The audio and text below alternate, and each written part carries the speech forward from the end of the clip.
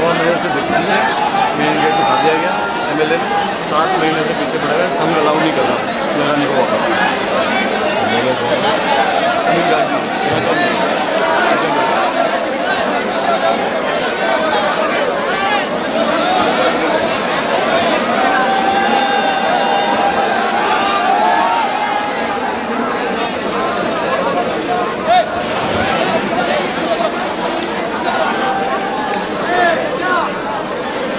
अस्सलामु अलैकुम वरहमतुल्लाहि वबरकातुहू। मोअज़्ज़िज़ हाज़रीन इकराम, बुज़ुर्गान मिल्लत, मेरी इज़्ज़तदार माँ और बहनों, गय्यूर नौजवान साथियों, शहनशीन पर तशरीफ़ फरमा मोहतरम जनाब जमील खां साहब, सदर राजस्थान मजलिस इत्तेहादुल मुस्लिमीन, वो उम्मीदवार हवा महल जनाब जावेद खां साहब, जनाब काशिफ जुबैरी साहब, जनाब लुकमान साहब, शाहरुख साहब, आरिफ कायम खानी साहब, हाजी सूफी साहब, मेराज नागौरी साहब, सत्तार खां साहब, इमरान सोलंकी साहब, जाकिर मंसूरी साहब, आशू खां साहब और दीगर मेरे तमाम मजलिस के रुफ़ा, मैं आप तमाम का बेहद शुक्रगुजार हूँ कि आपने अपना कीमती वक्त निकाल कर आज के इस इंतखाबी जलसे में शिरकत की।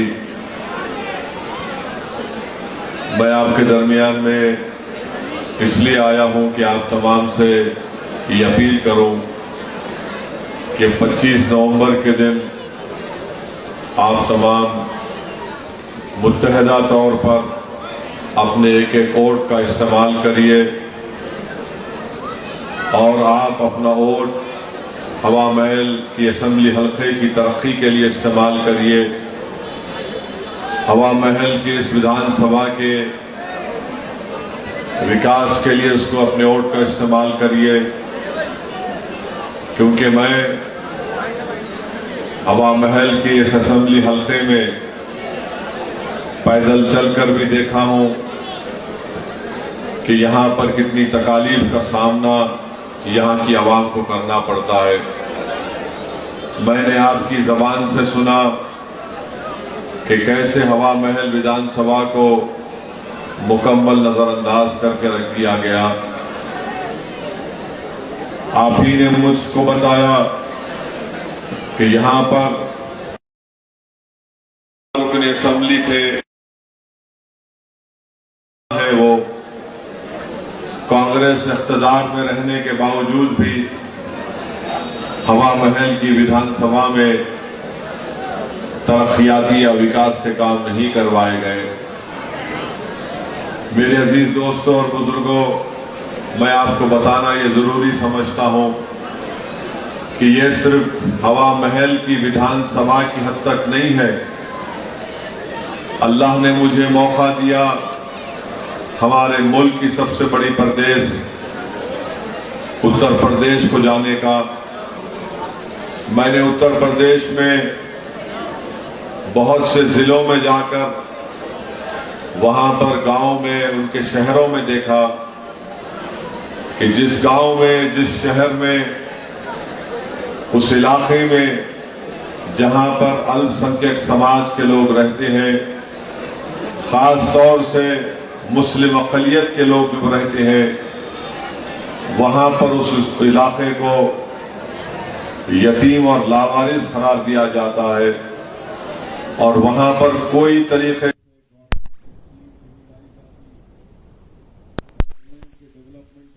नहीं होता।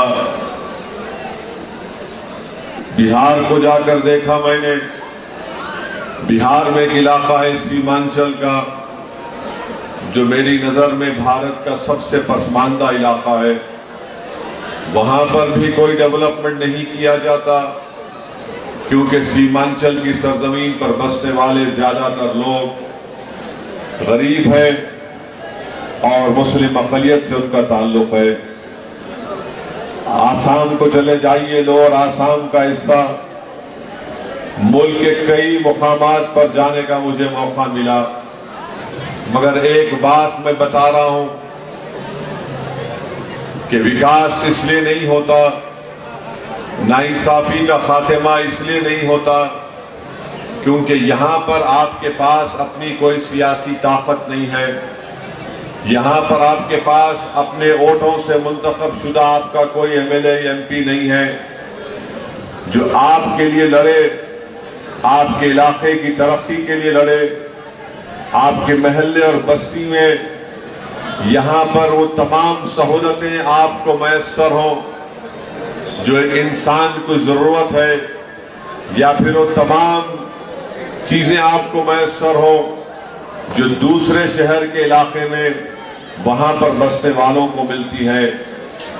तो मेरी इज्जतदार माँ और बहनों और बुजुर्गों, मुझे आपसे सिर्फ यही कहना है कि अगर आप हवा महल विधानसभा का विकास चाहते हैं तो अब की बार आपको मजलिस इत्तेहादुल मुस्लिमीन के उम्मीदवार जनाब जमील खान साहब को कामयाब करना पड़ेगा।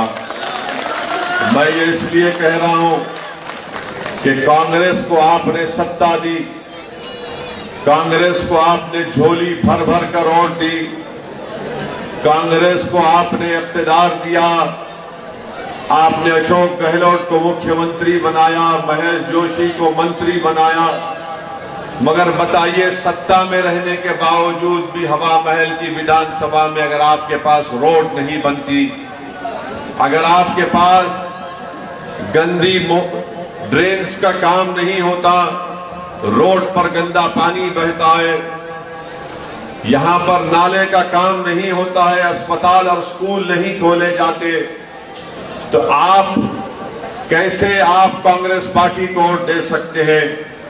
और कैसे कांग्रेस पार्टी आपके पास आकर ये कह सकती है कि हमको वोट दो? वही हाल बीजेपी का रहा। बीजेपी को भी 5 साल सत्ता में रहने का मौका मिला। ये जयपुर शहर में एक विधानसभा है, राजस्थान का कैपिटल है। अगर यहां पर हवा महल में काम ना बीजेपी ने करवाया ना कांग्रेस ने करवाया, तो अब ये आपकी जिम्मेदारी है कि आप दोबारा गलती मत करिए, बल्कि अपना एक एक वोट का सही इस्तेमाल करते हुए मजलिस इत्तेहादुल मुस्लिमीन के नुमाइंदे को कामयाब करिए। मैं आज दिन में हवा महल की विधानसभा में पैदल चलकर देखा, मुझे बड़ी तकलीफ हुई जब हम शाम में, कौन सा इलाका था, बट्टा बस्ती में गए, ऐसा लगता रोड नाम की कोई चीज वहां पर नहीं है, कुछ रोड नहीं है वहां पर। और मैं देखता हूं कि लोग उस इलाके में कैसे रहते हैं, मुझे समझ में नहीं आता। मैं आपको बड़ी जिम्मेदारी के साथ बता रहा हूं कि मैं भी 4 मरतबा अल्लाह ने और हैदराबाद की आवाम ने मुझे एमपी बनाया। 2 मरतबा, सुनिए, थाली मारने के लिए नहीं कह रहा हूं, 2 मरतबा मैं विधायक था। अगर हवा महल विधानसभा में जितनी तकालीफ यहां पर आपको है, अगर उसका 20% अगर हैदराबाद में होगा तो लोग मुझे वोट ना डालें, मुझे लोग कभी वोट ना डालें। मगर आप कैसे इन चीजों को बर्दाश्त कर रहे हैं, मुझे यकीन नहीं होता कि ये बस यहां पर इंसान रहते हैं, आप रोड पर चल नहीं सकते, गंदगी भरी हुई है, कोई ड्रेनेज का, कोई सीवरेज लाइन का इंतजाम नहीं है। इतना बड़ा मंत्री यहां का विधायक था, क्यों नहीं काम करवाया उसने? इसलिए काम नहीं करवाया क्योंकि उसके दिल में नफरत थी, तासुब था। जयपुर के दूसरे विधानसभाओं में बराबर काम होता है, सफाई का इंतजाम होता है, मगर ये पुराने जयपुर के हिस्से की एक विधानसभा है। यहां पर सत्ता में रहने के बावजूद भी अगर ये हाल है, तो मैं आपके सामने बड़ी जिम्मेदारी के साथ आपसे कह रहा हूं, मुझे माफ करना अगर मेरी जबान तल्ख है। आपको ये कोई हक नहीं पहुंचता कि आप दोबारा कांग्रेस पार्टी को वोट दें। यहां पर ये आपकी अब जिम्मेदारी है कि आप अगर इस विधानसभा में विकास चाहते हैं, आप यहां पर सफाई चाहते हैं, यहां पर रोड चाहते हैं, स्कूल चाहते हैं, ड्रेनेज का इंतजाम चाहते हैं, तो एक मर्तबा आप जमील खान साहब को वोट देकर कामयाब करिए। आप देखिए कि कैसे यहां पर विकास का काम होगा, कैसे यहां पर नाइंसाफियों का खात्मा होगा। कब तक आप कांग्रेस को वोट डालकर ठगे जाएंगे? कब तक आप बीजेपी का साथ देकर अपनी आने वाली नस्लों को बर्बाद करेंगे? तो मैं आपको ये बताने आया हूं कि आप 25 नवंबर के दिन एक अच्छा फैसला लीजिए। एक काबिल पढ़े लिखे नौजवान को आप यहां का विधायक बनाइए, ताकि हवा महल विधानसभा में वो तमाम चीजें हवा महल विधानसभा के आवाम को, जनता को मिले जो दूसरे विधानसभा में उनको सबको दी जाती है। इसीलिए मैं आपसे कह रहा हूं कि जब तक आपके पास सियासी ताकत नहीं आएगी, आपका कोई मसला हल नहीं होता है। मैं आपको बता रहा हूं, जिस प्रदेश से हम आते हैं वहां पर तेलंगाना हमारे 7 एमएलए हैं। आपको जानकर खुशी भी होगी और थोड़ी तकलीफ भी होगी कि मैंने, हमारी एक विधानसभा है जहां पर हमारा एमएलए है कौसर मोइनुद्दीन, उस विधानसभा का नाम कारवान है। उस एक विधानसभा में मैंने अपने मुख्यमंत्री से मुलाकात की और उनसे कहा 1 साल पहले कि इस पूरे विधानसभा में हमको नई ड्रेनेज की लाइन डालना है। मुख्यमंत्री ने मुझसे कहा कि असद भाई कितने एस्टिमेट कितना है? तो मैंने कहा कि सीएम साहब एस्टिमेट ये है। तो उसने देखा और 10 मिनट के अंदर मुझसे कहा कि आप जाइए, कल शाम तक हुकूमत इसकी मंजूरी का ऑर्डर आपको पहुंचाएगी। आपको मालूम, आपको बताना चाहता हूं कि पूरे कारवान के असेंबली हलके में 290 करोड़ की ड्रेनेज की नई लाइन डाली जा रही है, जिसमें वहां पर किले गोलकुंडा भी आता है। क्यों हुआ ये? इसलिए कि वहां पर आपका एमएलए था, मंत्री नहीं था। हमारा एमएलए, हम कभी मंत्री बनेंगे, मगर हमने काम करवा लिया। जिस विधानसभा के एमएलए मेरे भाई अकबर हैं, वहां पर उन्होंने ऐसा ही किया। तो गवर्नमेंट ने उनसे कहा कि 300 करोड़ की नई ड्रेनेज लाइन की मंजूरी दी। इंशाल्लाह इलेक्शन के बाद आप देखना वहां पर काम शुरू हो जाएगा। हवा महल में आपको अभी जमील खान ने कहा कि नाले का काम नहीं होता। हमारे पास, हमारे 2-3 विधानसभाओं में आप अंदाजा नहीं कर सकते, एसआरडीपी की एक स्कीम है, उसमें हमने 800 करोड़ की नई ड्रेन लाइन में 500, 400 या 500 करोड़ के नई ड्रेन लाइन डला दी है, ताकि जब बारिश होगी तो पानी हमारे घर पर आकर नहीं ठहरेगा, महल्ले में नहीं ठहरेगा, पानी नदी में चला जाएगा। ये उसी वक्त होगा जब आप में शऊर बेदार होगा। अगर आप यही समझेंगे कि नहीं नहीं, कांग्रेस पार्टी को जिताना हमारी जिंदगी का मकसद है, हम मर भी जाएंगे तो कांग्रेस को वोट डालते रहेंगे, तो फिर आप तकलीफ उठाएंगे। अगर आपको यह बताया जा रहा है कि देखो चुनाव है, बीजेपी को हराना है, इसलिए कांग्रेस का साथ दो, यकीनन बीजेपी को हराइए। मगर आपने बीजेपी को हराया था, आपने कांग्रेस को सत्ता दी, यहां का विधायक मंत्री था, उसने हवा महल के लिए क्या किया, अपने आप से सवाल करिए। मैं ये नहीं कह रहा हूं कि बीजेपी को मत हराइए, हम भी चाहते हैं कि राजस्थान में बीजेपी की सरकार ना बने, मगर इसका हरगिज मतलब तो ये नहीं है कि आप अपने घर में अंधेरा कर ले, आप अपने घर में अंधेरा कर ले, आप हवा महल विधानसभा में तमाम तकालीफ को उठाएं, हराइए बीजेपी को। हम सिर्फ 10 सीट पर लड़ रहे हैं, 200 के करीब विधानसभा की सीटें, आप 10 में से हमको कामयाब करिए, बाकी की सीटों पर बीजेपी को हराइए। हम आपको बताते हैं कैसा काम करवाया जा सकता है। मगर अगर आप यही समझेंगे कि नहीं नहीं कांग्रेस को वोट डालना है, हम जानते हैं कि हमारे जाने के बाद कांग्रेस के लोग आएंगे और आकर आपको बताएंगे, जिस तरह शैतान कान में खुसखुस करता है उसी तरह ये कल से शुरू कर देंगे कि असदुद्दीन ओवैसी जज्बाती भाषण तो देता है मगर हमको बीजेपी को हराना है।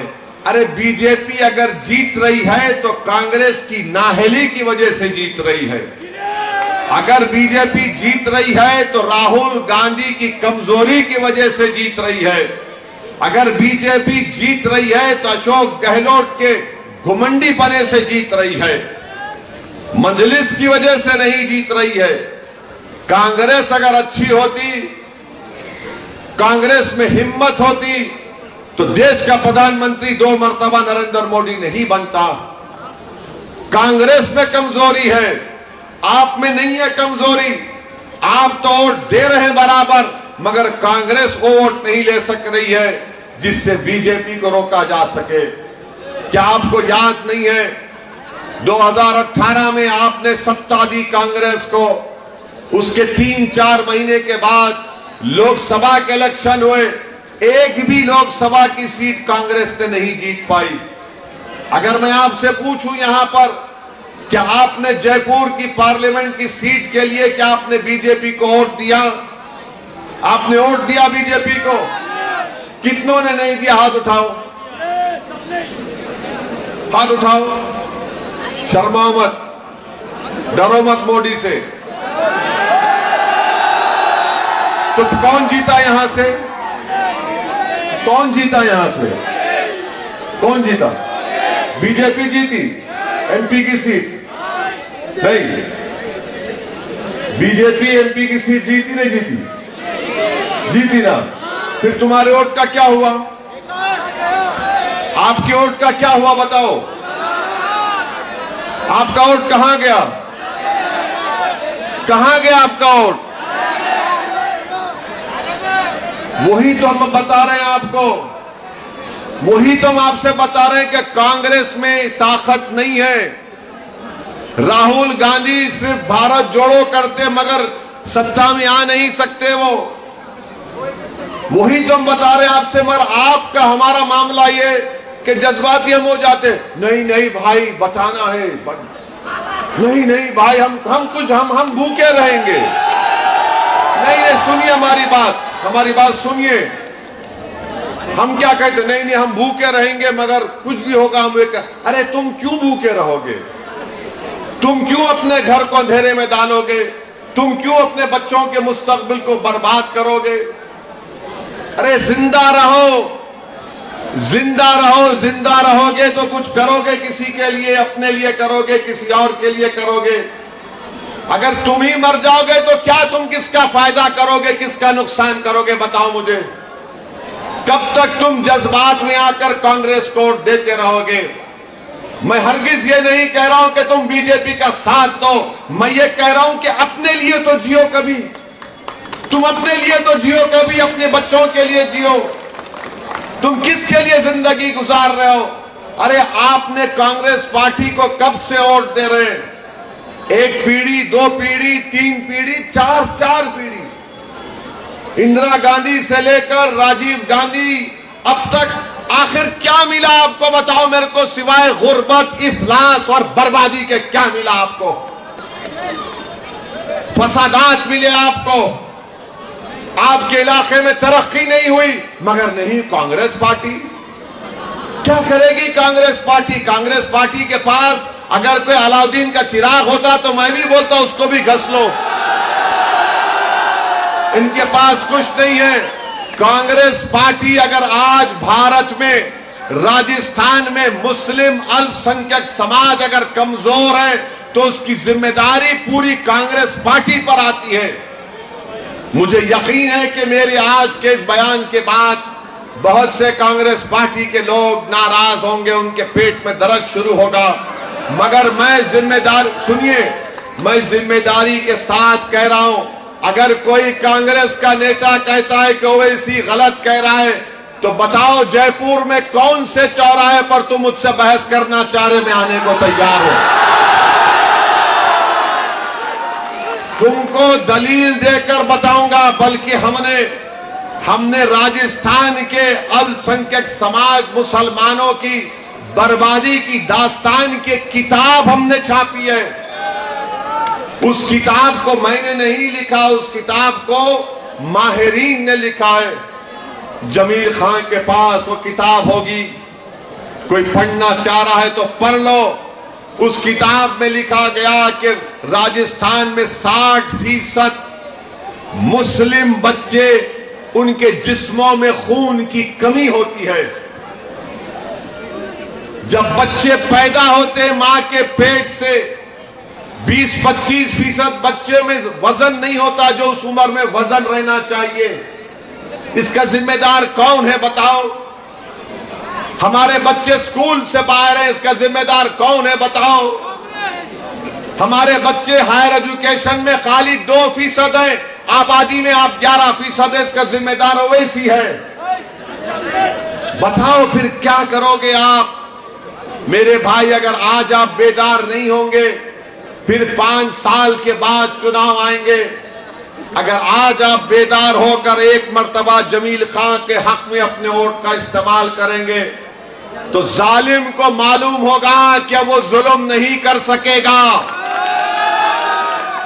हमारे हक छीनने वालों को मालूम हो जाएगा कि अब हमारा हक नहीं छीना जा सकता।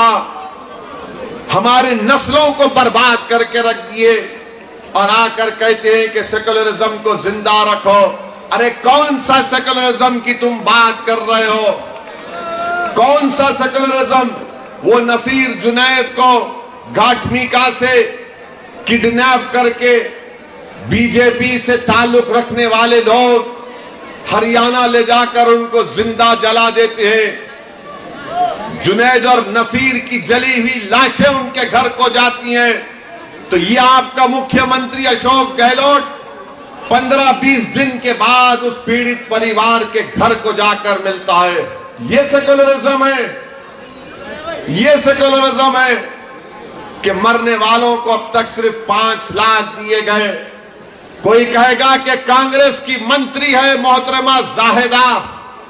अरे मोहतरमा जाहिदा इतनी कमजोर है कि तुम उनको पैसे भी नहीं दिला सके जो सरकार ने कहा था 15 लाख दिए जाएंगे। इतनी हिम्मत नहीं है कि अशोक गहलोत के सामने जाकर कह सके कि कम से कम जो ऐलान किया गया था वो तो दे दो। मैं गया था नसीर के घर को, और जब घर को हम गए नसीर के, तो मुझे जानकर ये तकलीफ हुई कि मरने वाले की 5 औलाद हैं। उसका एक बड़ा भाई है जो नीम पागल है, उसकी 6 औलाद की जिम्मेदारी भी नसीर पर थी। एक परिवार का एक आदमी मर गया तो 11 बच्चे यतीम हो गए। मेरे अजीज दोस्तों और बुजुर्गों, मेरी आपसे गुजारिश है कि 25 तारीख को आप अपना एक वोट का सही इस्तेमाल करिए। आराम से आराम से आराम से आराम से। ठीक है ठीक है ठीक है, इधर इधर इधर। हाँ, अपना इधर देखिए भाई साहब, वो भाई साहब आराम से। आपको ये देखिए, आराम से बिठाइए। 25 तारीख को वोट डालना है। हाँ, पानी पिलाओ उनको, जरा ज्यादा गुस्सा आ रहा उनको। पानी पिलो, पानी पिलाओ उनको। आराम से बैठो बेटा, सुकून से पानी पियो। तो मैं आपसे यही बता रहा था कि आप इन चीजों पर गौर करिए, अपना एक वोट का सही इस्तेमाल करिए। मजलिस इत्तेहादुल मुस्लिमीन को आप अपना खिदमत करने का मौका अता फरमाइए। मजलिस राजस्थान में आई है तो इंशाअल्लाह ताला हमेशा यहाँ पर रहेगी। हम राजस्थान को छोड़कर जाने वाले नहीं हैं। और हम आपको बता रहे हैं कि पार्लियामेंट में हमारे 2 MP हैं। नरेंद्र मोदी की सरकार जो कोई भी कानून लेकर आती है पार्लियामेंट में, आप पार्लियामेंट का रिकॉर्ड उठाकर देख लीजिए कि मजलिस मोदी के खिलाफ, उस कानून के खिलाफ सबसे ज्यादा बोलने वाली है। आप जानते हैं कि CAA का, NRC का कानून नरेंद्र मोदी ने पार्लियामेंट में लाया। कांग्रेस के भी MP थे, दूसरी पार्टीज के भी एमपी थे, मगर सबसे पहले उस कानून के खिलाफ अगर किसी ने अपनी तकरीर में कहा मोदी के 300 एमपीज के सामने, तो मैंने उठकर कहा कि मोदी सरकार इसको ये काला कानून ला रही है, ये काला कानून भारत के संविधान के खिलाफ है। और मैंने मोदी की आंखों में आंखें डालकर अमित शाह के सामने कहा मैं इस कानून को फाड़ता हूं, मैं इसको नहीं मानता हूं। ट्रिपल तलाक का कानून लाया गया, बताओ किसने ट्रिपल तलाक कानून की दलाइल के साथ उसकी मुखालिफत की। 3 मर्तबा ट्रिपल तलाक का कानून लाया गया, मजलिस इत्तेहाद अल मुस्लिमीन ने उसकी मुखालिफत की। हर कानून जो पार्लियामेंट में आता है हम उसका दलीलों के साथ बीजेपी के गलतियों को दिखाते हैं। ये कांग्रेस वो पार्टी है, जब नरेंद्र मोदी की सरकार ने एक कानून को लाया यूएपीए का कानून, उस कानून में कांग्रेस ने बीजेपी का साथ दिया। आज वो कानून की बिना पर भारत की जेलों में हमारे नौजवान सड़ रहे हैं, 4-4, 3-3 साल से जेल में सड़ रहे हैं। पूछो इन कांग्रेस पार्टी के लोगों से कि तुमने अमित शाह के लाए हुए कानून का साथ क्यों दिया। अरे तुम असदुद्दीन ओवैसी को गाली देते हो, मगर तुमने यह कानून लाया। बीजेपी तो भारत की राजनीति से मुस्लिम समाज को बिल्कुल गायब कर चुकी है, मगर कांग्रेस पार्टी भी खामोश बैठकर देखती है। आपके राजस्थान में तिजारा एक विधानसभा है, वहां का बीजेपी का एक उम्मीदवार कहता है कि क्रिकेट मैच है इंडिया पाकिस्तान का, जो मुझे वोट देगा अगर तो वो इंडिया का है, जो नहीं देगा वो पाकिस्तान का है। मोदी जी अपने इस नमूने को समझाओ आप। कांग्रेस नहीं बोलेगी, कांग्रेस कब बोलेगी? आप राहुल गांधी के खिलाफ कोई बात बोल दो, कांग्रेस पार्टी को ऐसा लगता है कि उनके मुंह पर कोई पत्थर फेंक कर मारा है अगर राहुल के खिलाफ कोई बोल दिए। मगर वो बीजेपी का शख्स कह रहा है इंडिया पाकिस्तान का क्रिकेट मैच। अरे ये लोकतंत्र है और भारत के संविधान के तहत चुनाव होना है। अगर चुनाव को कोई क्रिकेट मैच कहेगा तो बताओ किससे नफरत की जा रही है? किसको, किस समाज को निशाना बनाया जा रहा है? किसको जलील और रुस्वा करने की कोशिश की जा रही है? माने जो बीजेपी को वोट नहीं देगा, इंडिया पाकिस्तान का क्रिकेट मैच होगा। बताइए, कांग्रेस खामोश बैठी हुई है, आप देखते जाइए। अरे रोज आए दिन कोई ना कोई बीजेपी का नेता कुछ बयान देता है, मगर कांग्रेस में सन्नाटा है, कांग्रेस में सन्नाटा है। अगर आपको मुझे बताया गया कि किसी ने जाकर कांग्रेस के बड़े नेता से कहा कि देखो ये इस तरह के अनाप शनाप बातें बक रहे हमारे बारे में, आप कुछ तो बोलो, तो उस कांग्रेस के नेता ने कहा कि मियां अब जाके सो जाओ, सब सुन लो, 25 तारीख के दिन नहा धोकर नए कपड़े पहन कर आकर हमको वोट दे दो। ये हम करेंगे, यानी कोई हमको गाली देगा, हमको रुस्वा करने की कोशिश करेगा, तुम मुंह नहीं खोलोगे। इंडिया पाकिस्तान का मैच कहता है। और एक बीजेपी का एक नेता, उसका नाम क्या है, संदीप दाइमा, उसने कहा कि मस्जिद, मदरसा और गुरुद्वारा को बर्बाद करना चाहिए।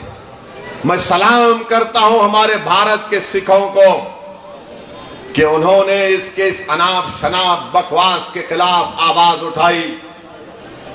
पंजाब के सिखों ने एहतजाज किया तो बीजेपी ने इस संदीप दाइमा को अपनी पार्टी से निकाल दिया और उसने अपने बयान में क्या कहा कि मेरे मुंह से गलती से निकल गया गुरुद्वारा।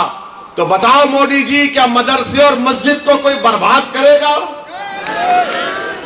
गुरुद्वारा पे तो उसने कह दिया, आपने उसको निकाल दिया, तो फिर मस्जिद मदरसे का क्या होगा? क्या कांग्रेस पार्टी ने इस पर कुछ कहा? कुछ नहीं कहा। क्योंकि कांग्रेस पार्टी जानती है कि मियां कहां जाएगा हमको छोड़कर। कांग्रेस पार्टी जानती है कि मियां नहीं जाएगा हमको छोड़कर। कांग्रेस पार्टी अब ये भूल चुकी है कि मियां को समझाने के लिए एक और मियां शेरवानी पहन के आया है। अब वो गया जमाना कांग्रेस पार्टी के तुम जो चाहे करो हम सुनते जाएंगे। नहीं कांग्रेस पार्टी वालों, मोदी जी याद रखिए, अगर आपके नमूनों में जबान 1 इंच की है तो मेरी जबान बहुत लंबी है, बहुत बोल सकता हूं मैं इतना बोल सकता हूं मोदी जी कि तुम भी मेरी जबान का मुकाबला नहीं कर पाओगे। चुनाव है तो चुनाव के अखलाक के दायरे में रहकर बातचीत करनी चाहिए, मगर बीजेपी के लोग बके जा रहे अनाप शनाप, और कांग्रेस के लोग सिर्फ राहुल गांधी पकड़ कुछ बोल दिए तो अचानक हरकत में आते हैं।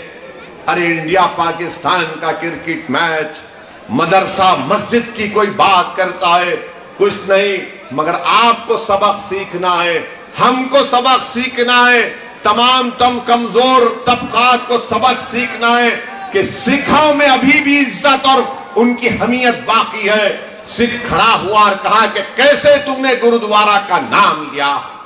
कहां गए कांग्रेस के अल्पसंख्यक समाज के एमएलए, मुस्लिम एमएलए?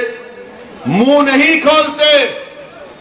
क्या तुमको इसलिए जिताया गया कि तुम अशोक गहलोत के पास, उसके पैरों के पास बैठकर उसकी चमचागिरी करो?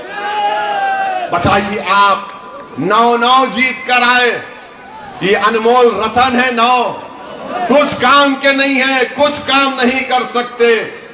मेरे अजीज दोस्तों और बुजुर्गों, अभी हमको बताया गया कि जामा मस्जिद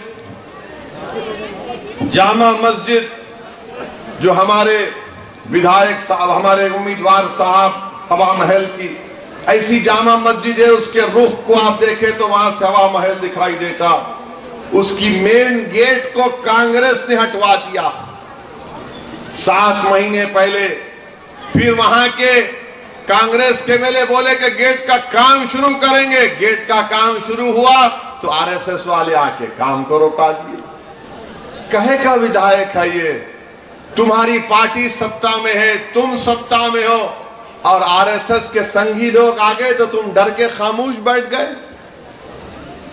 आपको बता रहे हैं कि जब तक आप लोग अपने वोट का सही इस्तेमाल करना नहीं सीखेंगे, इसी तरह इस्तेसाल आपसे किया जाएगा। अभी आपके सामने हमारे अध्यक्ष राजस्थान के जमील ने कहा कि डिस्पेंसरी बंद पड़ी हुई है। अरे आपका मंत्री था, यहां का विधायक, डिस्पेंसरी कैसे बंद हो सकती है? डिस्पेंसरी कैसे बंद हो सकती है? मगर वो मालूम उनको कि आप लोग आपसे कुछ भी कर सकते, मगर आप कांग्रेस को ही वोट देंगे। आप जानते हैं कि इकबाल की मॉब लिंचिंग भी हुई। बताइए, आप ये इतने बड़े बड़े मसाइल आपके हैं, कैसे आप लोग खामोश बैठेंगे?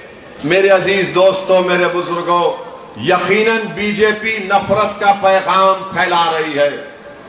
बीजेपी इस मुल्क को हिंदू राष्ट्र बनाना चाहती है।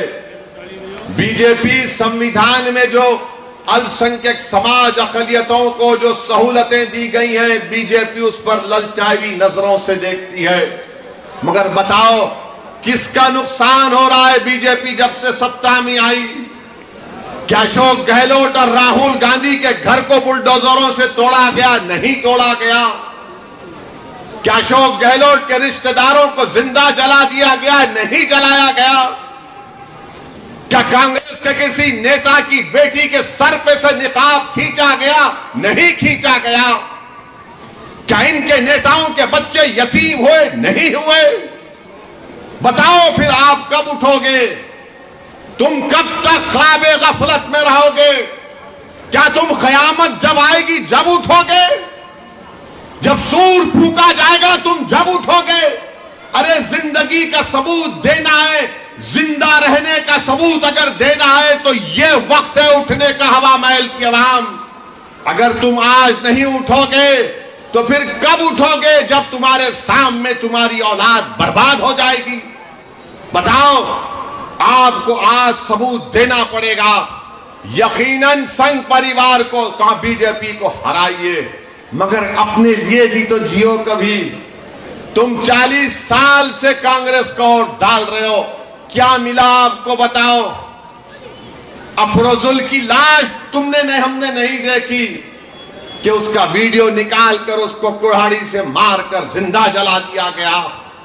क्या जुनैद नसीर की मौत हमारे दिलों को तड़पाने के लिए काफी नहीं है? अरे अल्लाह अगर जुनैद और नसीर की रूहों को जबान देगा तो जुनैद और नसीर की रूहें तुमको पुकार पुकार कर कह रही हैं, अरे हम तो मर गए, तुम जिंदा हो और जुनैद नसीर को मरने से बचा लो।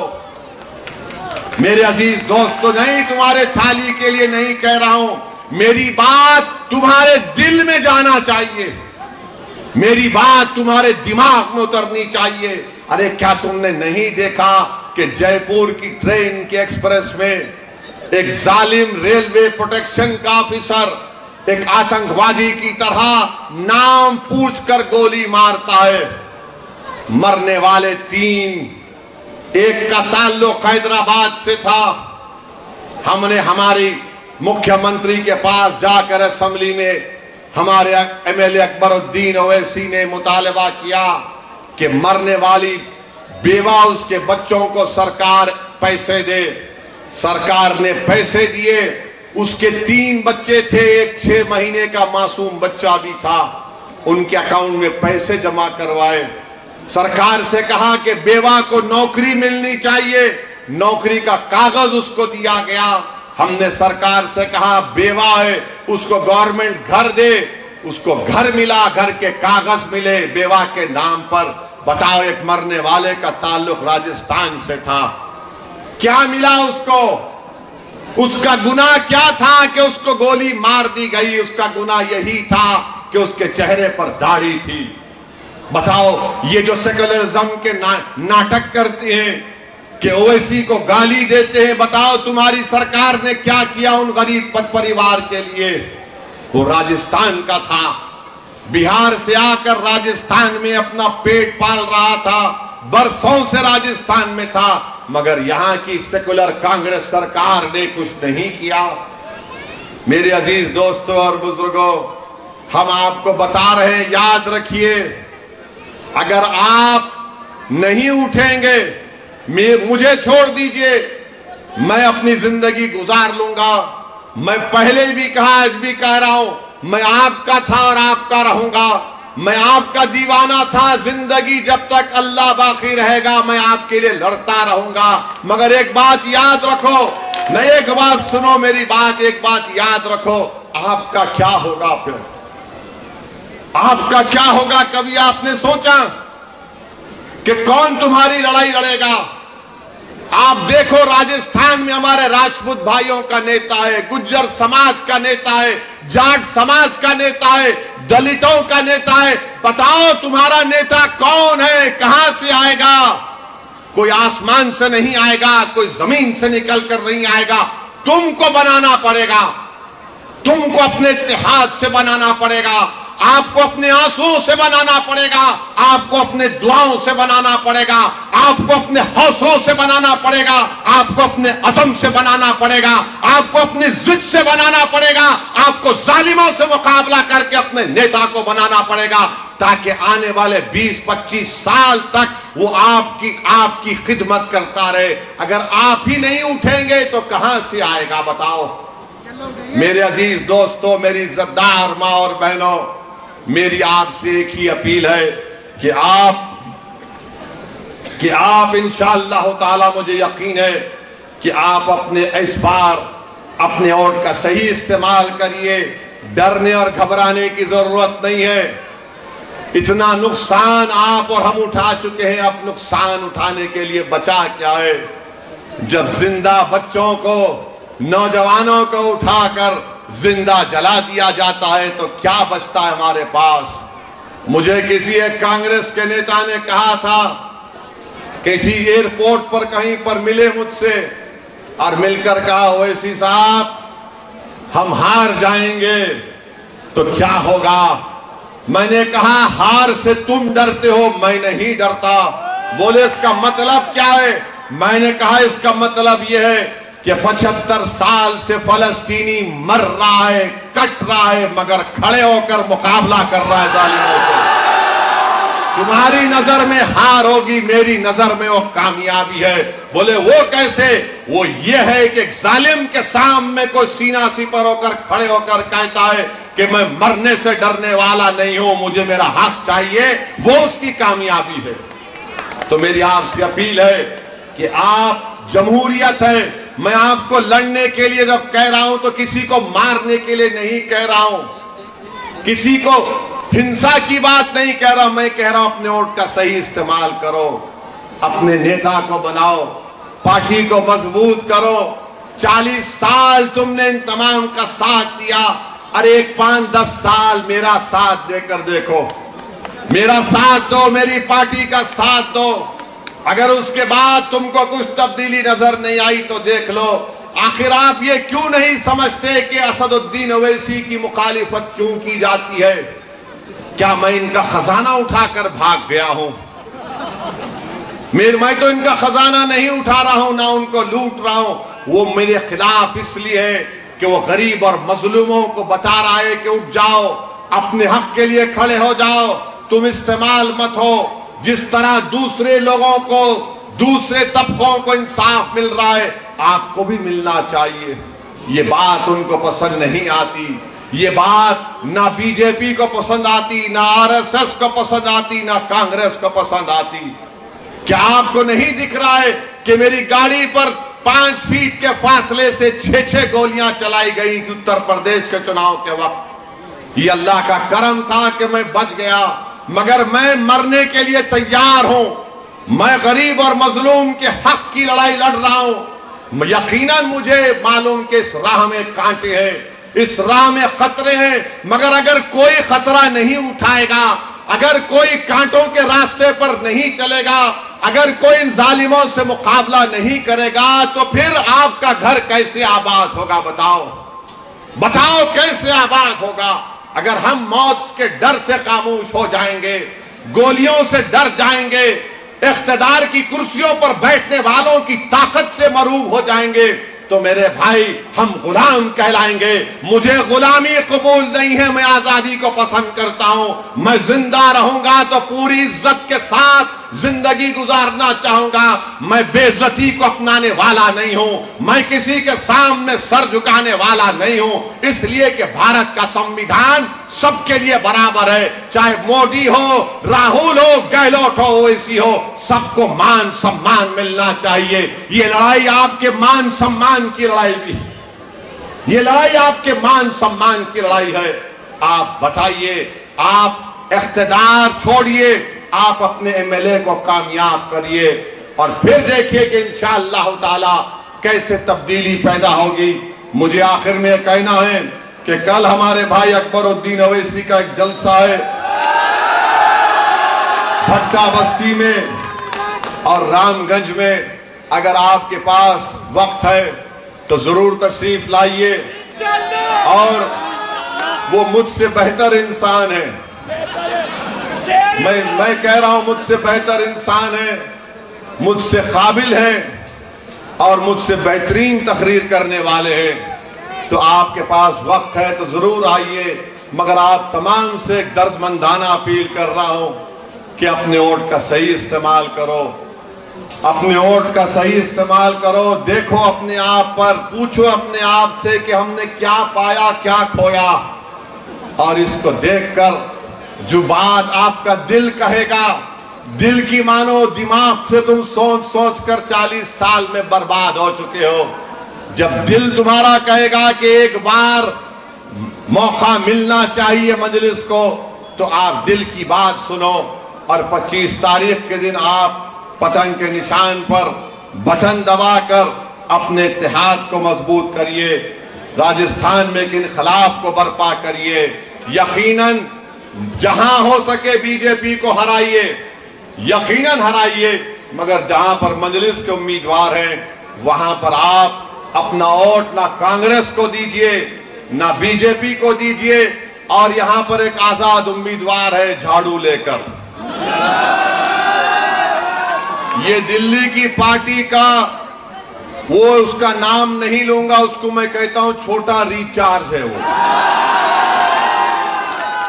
वो छोटा रिचार्ज है, वो झाड़ू उसके हाथ में है मगर वो मोदी का भाई है, तो उसको वोट मत दीजिए।